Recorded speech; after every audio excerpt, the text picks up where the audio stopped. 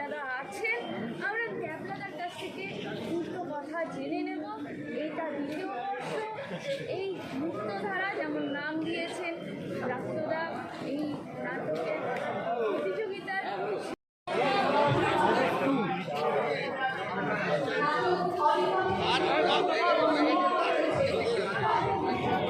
তিনি আমাদের খুব বন্ধু। তার এই দেবশঙ্কর হালদারের নেতৃত্বাধীন নাট্য একাডেমি, সেখানে আমি আর অর্পিতা এবং আমাদের অনেক বন্ধুরা খুবই নিবিষ্টভাবে আমরা কাজ করি, এবং যে কাজের এক ধরনের নমুনা বলতে পারেন, যে ভাবনা থেকে এই কাজ করা, তার এক ধরনের নমুনা হচ্ছে এই মুক্তধারা। আমার পৌর প্রতিনিধি রীতা রায়চৌধুরী, তিনি আছেন এই ওয়ার্ডের পৌরমাতা। সুরজিৎ রায়চৌধুরী ছিলেন, সামনে চলে গেলেন।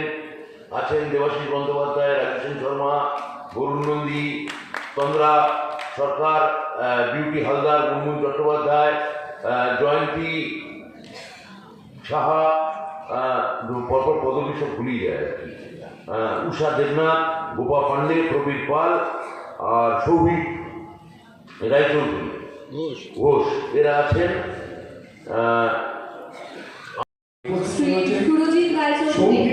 সৌভিক ঘোষ,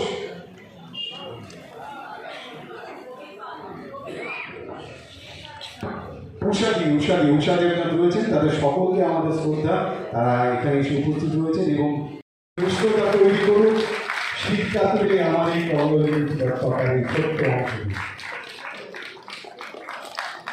দ্বিতীয় বর্ষে পদার্পণ দমদমের এই নাট্য প্রতিযোগিতা, যার পৃষ্ঠপোষক সুরজিৎ রায়চৌধুরী স্মারক উত্তরীয় পুষ্পস্তবকে সম্মানিত এবং শ্রদ্ধা জ্ঞাপন করছেন, সংগঠিত করলেন এবং অর্পিতা এবং উত্তর।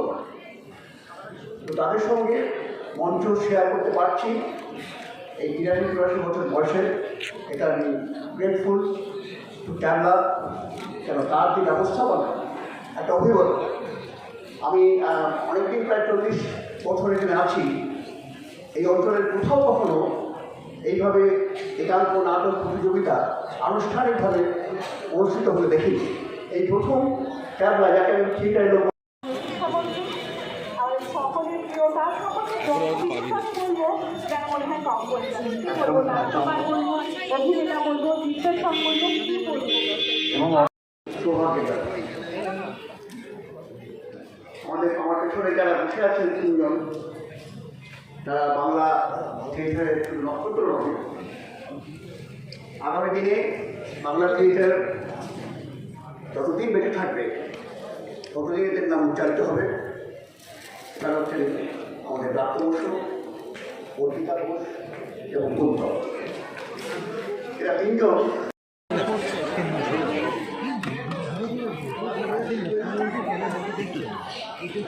দেখুন, এখানে আমার মুখ্যমন্ত্রী যেটা বলেছেন, অর্থাৎ এটা একটা আন্তর্জাতিক প্রশ্ন। বাংলাদেশ কোনো আলাদা রাজ্য নয়, এটা একটি স্বতন্ত্র দেশ। ফলে এই দেশের ক্ষেত্রে যদি কোনো নিয়ম বা নীতি থাকে, সেটা কেন্দ্রীয় সরকার যে পলিসি নেবেন আমরা সেটাই ফলো করব। আমার মুখ্যমন্ত্রী যে কথা বলেছেন আমি তারই পুনরাবৃত্তি করব। এর বাইরে আমার একটি কথাও আমার নেই। তোমাদের তো শিল্পের জন্য মেধা প্রয়োজন, পরিশ্রম প্রয়োজন, কিন্তু অর্থের তো প্রয়োজন। অর্থের প্রয়োজন আছে, সেটা আমার থেকে ভালো যারা মাননীয় প্রাপ্তবয়স্ক মতো মানুষ যারা পথে নেমে নাটক করেছেন তাদের থেকে ভালো আর কেউ জানে না। আমাকে কোনো একজন বলেছিলেন যে রাত্রিবেলা মাননীয় মন্ত্রী যখন নাটক করেন, পথনাটিকা করেন, কোনো একজন বিখ্যাত অভিনেতা বলে তাদের প্রত্যেককে 10 টাকা 100 টাকা নিয়োগ দিয়েছিল, খুশি হল।